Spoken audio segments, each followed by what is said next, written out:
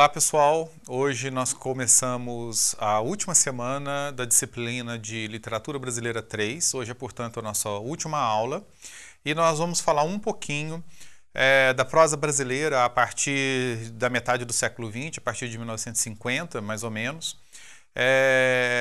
comentando um pouco a obra de dois escritores essenciais deste contexto, a Clarice Lispector e o Guimarães Rosa. Então vamos lá. Bem, começando com a Clarice. Clarice Lispector, uma autora que vai se destacar aí a partir de meados do século XX na prosa brasileira, né? Por obras, por narrativas tanto de romances quanto de contos, né? Como Perto do Coração Selvagem, O Lustre, Laços de Família, Maçã no Escuro, A Paixão Segundo GH, Felicidade Clandestina, A Hora da Estrela, entre outras, né? A obra da Clarice nós podemos colocá-la dentro do que nós podemos chamar de uma literatura mais intimista, né? Mais voltada para uma dimensão interior da vida, da existência das personagens, né? E que vai se caracterizar por alguns aspectos que eu gostaria de comentar com vocês. Bem, o primeiro ponto que eu gostaria de abordar com vocês é como a obra da Clarice vai propor uma abertura à dimensão da vida interior das personagens. Ou seja, quando nós estamos falando em vida interior, estamos falando de uma dimensão simbólica, literariamente construída, obviamente, né, a que se chega a partir de um contraste muito presente na obra da autora entre uma inquietação da personagem e a vida cotidiana. Ou seja, um cotidiano de estabilidade, de regularidade, que persiste na vida dessas personagens, e momentos, instantes, episódios de inquietação, de angústia, que tensionam justamente essa estabilidade do cotidiano. É a partir então deste conflito, dessa tensão, né, deste contraste, que nós vamos encontrar na obra da autora uma porta de abertura a essa vida interior de que estamos falando, né, que se constitui como uma dimensão simbólica, ou seja, literariamente construída e elaborada. Esse movimento de abertura à vida interior leva, no entanto, a uma dimensão mais profunda da existência, tá? Um estado geralmente excepcional e ao mesmo tempo passageiro, já que nós estamos falando aí de certos momentos episódicos, né, em que aquela normalidade do cotidiano se rompe, abrindo então espaço a esse mergulho na interioridade, né? Então de um estado que é excepcional e que é passageiro e que ao mesmo tempo desnuda e desfamiliariza o mundo, a existência, a realidade, o ser dessas personagens. Então, estamos aí esse movimento, né? Um movimento que, a partir da tensão entre inquietação e cotidiano, se abre a uma dimensão interior, uma dimensão excepcional e passageira, e que, ao mesmo tempo, promove uma espécie de desnudamento, de desfamiliarização do mundo, da realidade, da existência dessas personagens.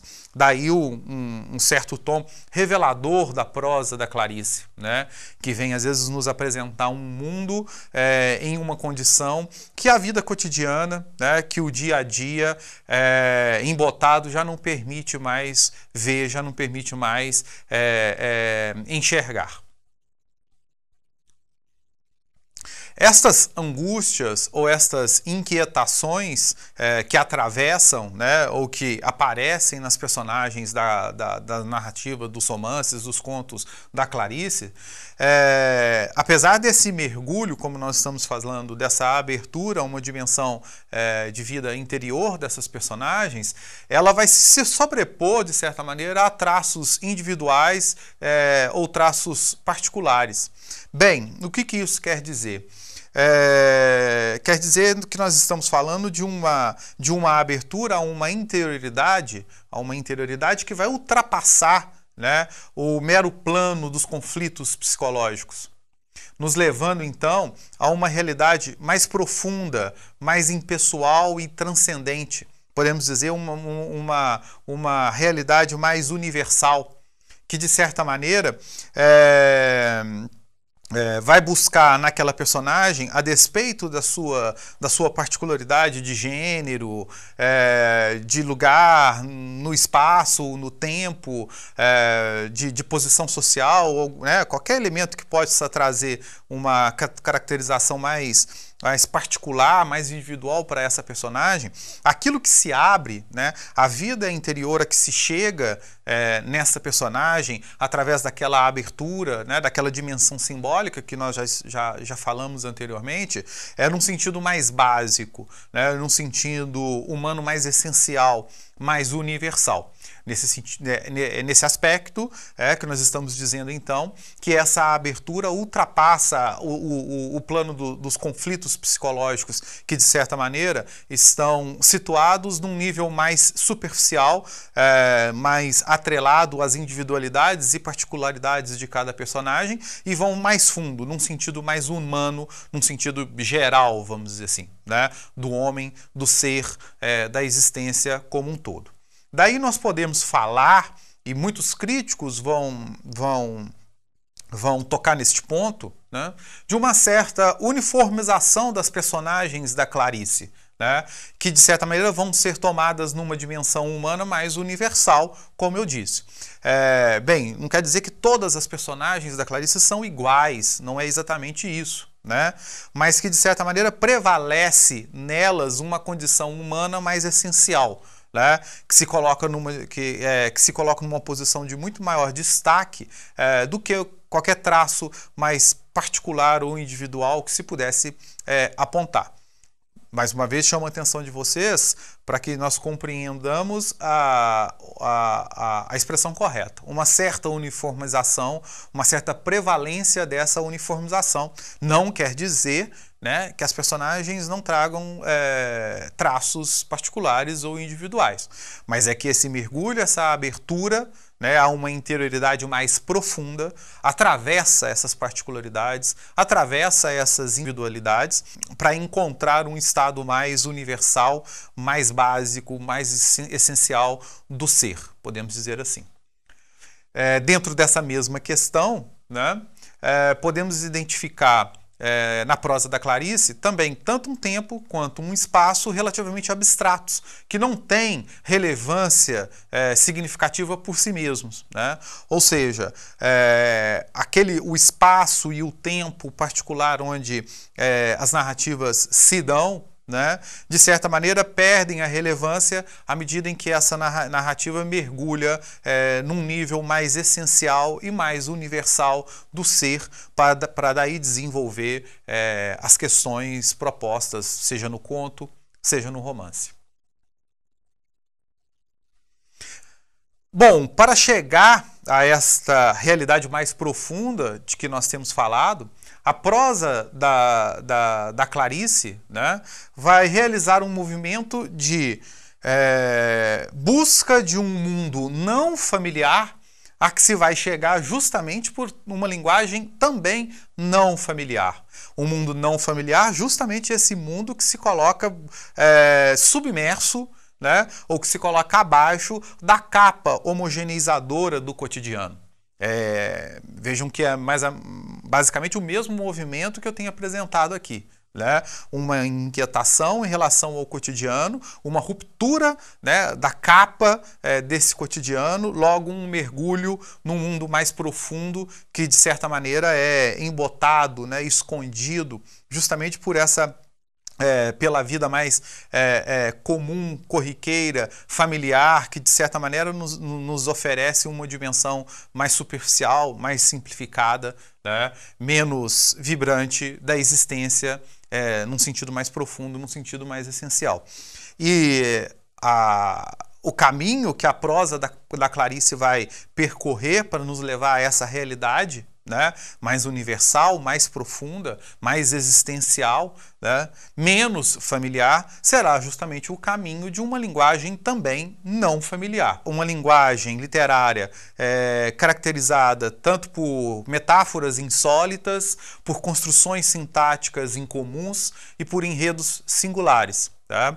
que vão propor ou que vão propor e que vão, de certa maneira, nos apresentar, nos libertar, vamos dizer assim, desse olhar congelado, né, pela regularidade do cotidiano, a familiaridade da existência. Ao mesmo tempo, nós poderemos chegar a esse mundo, a essa realidade, por um recurso bastante explorado, desenvolvido na prosa do século XX, que é a abertura ao fluxo da consciência. Né? De certa maneira, aquela possibilidade que nós teremos de vivenciar o fluxo de consciência das personagens, mergulhando cada vez mais em estados interiores, né, para além da superfície psicológica, né, buscando quase sempre uma dimensão mais profunda do ser em existência, podemos dizer assim. E nesse sentido, podemos falar então de uma literatura que vai buscar ultrapassar a linguagem e a existência cotidiana, ou seja, uma literatura de uma linguagem não familiar, que vai buscar, então, superar, ultrapassar o mundo não familiar para buscar um mundo em sua essência mais vibrante, em sua dimensão mais essencial e universal. São traços como esse que vão marcar, então, resumidamente, a prosa da Clarice e que nós podemos encontrar em diferentes obras da autora, sejam nos seus contos ou nos seus romances, como os indicados anteriormente. Continuando, o outro autor com o qual nós vamos trabalhar e em cima dos quais foram propostas as atividades dessa disciplina é o Guimarães Rosa, também um autor incontornável da prosa brasileira da segunda metade do século XX, principalmente por romances, novelas e contos como presentes nos livros Sagarana, Corpo de Baile, Grande Sertão Veredas, Primeiras Histórias, entre outros. O primeiro aspecto que chama a atenção, acredito, de qualquer leitor a respeito da obra do Rosa, né, são as formações linguísticas singulares que nós encontramos em sua obra, desde Sagarana, né, e cada vez mais, principalmente em Grande Sertão Veredas, por exemplo, que é uma obra exemplar nesse sentido, né. Esta busca, né, ou estas formações linguísticas singulares, de certa maneira, significam uma busca por uma revitalização da palavra, né, uma ressignificação da palavra de forma a torná-la mais expressiva. E aí, nesse sentido, é possível traçar um certo paralelo com a Clarice Lispector, né? Já que revitalizar a palavra, torná-la mais expressiva, é justamente libertá-la da sua expressão cotidiana, né? Da sua expressão familiar, da sua expressão, de certa maneira, já domada, né? Pelo seu uso comum, pelo seu uso corriqueiro. Então, a prosa do Rosa vai buscar, né, então revivificar a palavra, né, reenergizá-la, revitalizá-la a partir de formações linguísticas singulares, né, estranhas, vamos dizer assim, a uma linguagem familiar, a uma linguagem cotidiana com a qual nós estamos habituados. Daí nós podemos então falar de uma ruptura com a experiência e a linguagem cotidiana, como eu vinha dizendo, e que vai se dar também pela possibilidade de se abolir as fronteiras entre narrativa e lírica. Um outro traço bastante característico da prosa do Rosa, né? O fato de que nós vamos nos deparar frequentemente com uma narrativa que vai apresentar vários traços de construção literária muito comuns ou comumente presentes nas produções líricas, tanto no nível do arranjo das palavras, quanto no nível da própria construção das palavras, né? Na exploração de certos estratos fônicos, de rimas, de ritmos, de aliterações e coisas do gênero. Os elementos que vão permitir, então, essa busca por uma revitalização da palavra, que vão permitir essas formações linguísticas singulares, na prosa do Rosa, eles serão tomados de diferentes usos, de diferentes tempos e de diferentes lugares. De certa maneira, podemos dizer que nesse cadinho, né, da prosa rosiana, né, são ingredientes a oralidade sertaneja, que vai marcar essa dicção um tanto quanto regionalista da sua obra, né? Arcaísmos e heranças ibéricas, né? Termos arcaicos da língua portuguesa, certos termos emprestados ou herdados, né, do português e da língua espanhola, né, que constituem também expressões arcaicas dessa língua, né? Elementos retirados de outras línguas, estudos sobre o léxico utilizado pelo Rosa revelam como que ele vai buscar em línguas como o alemão, o latim, o inglês, o grego, referências, né, para, num trabalho de construção morfológica, formar palavras novas, né, utilizando também os outros elementos mencionados, né, como elementos de uma linguagem oral sertaneja, de expressões arcaicas de herança ibérica, e estratégias de composição herdadas das vanguardas, né, ainda daquelas vanguardas do século XX, né, que vão trazer certos elementos, certas possibilidades novas de construção literária e que vão servir também ao Rosa, né, como ingrediente para a construção dessas formas linguísticas singulares, como nós temos mostrado aqui. Bom, o fato de nós termos na composição dessa língua, né, dessa língua literária, tantos elementos, permite que nós reconheçamos, então, na prosa do Rosa, certas interfaces não só linguísticas, como culturais, né? Aproximações que não se dão somente entre línguas diferentes, né, mas entre culturas, entre realidades também diferentes.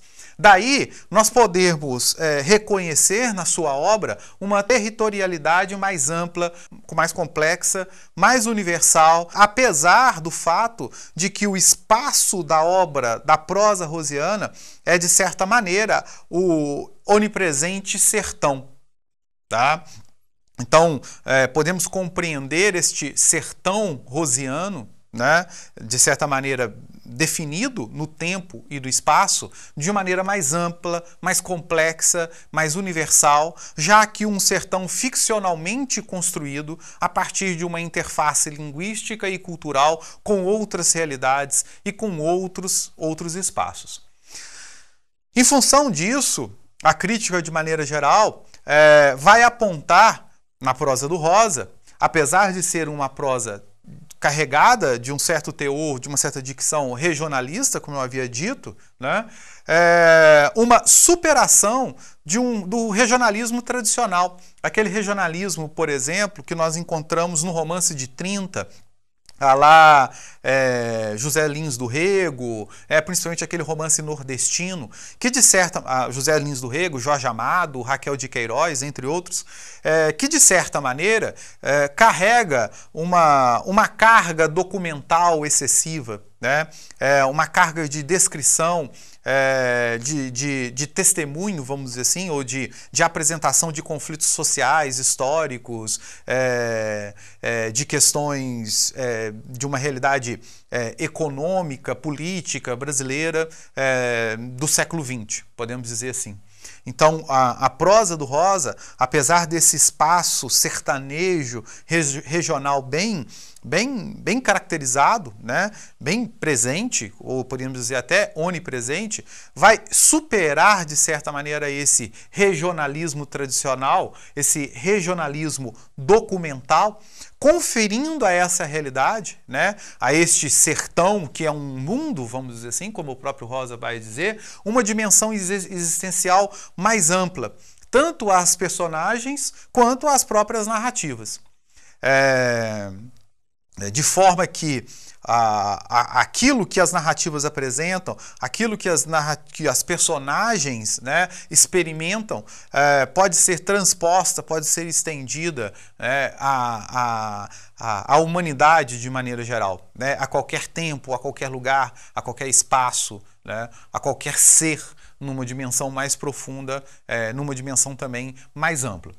Daí, né, a conhecida expressão cunhada pelo crítico Antônio Cândido a respeito do regionalismo do Rosa, né, que ele vai preferir chamar de um transregionalismo, né, ou seja, um regionalismo que transcende, né, aquela determinação muito estreita de tempo e de espaço, alcançando assim uma dimensão universal, uma dimensão existencial que ultrapassa o que supera aquele regionalismo tradicional de um caráter mais documental.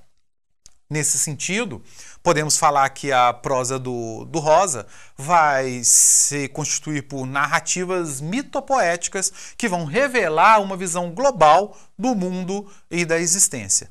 Mitopoéticas, né, já que vão apresentar, vamos dizer assim, muitas vezes situações essenciais, né, onde a própria linguagem, de certa maneira, vai buscar representar, né, essa realidade nova, essa realidade que, de certa maneira, transcende, né, o cotidiano, a experiência familiar, né, e vai, de certa maneira, alcançar uma experiência mais básica, uma experiência mais essencial, uma experiência universal, tanto do homem quanto do mundo.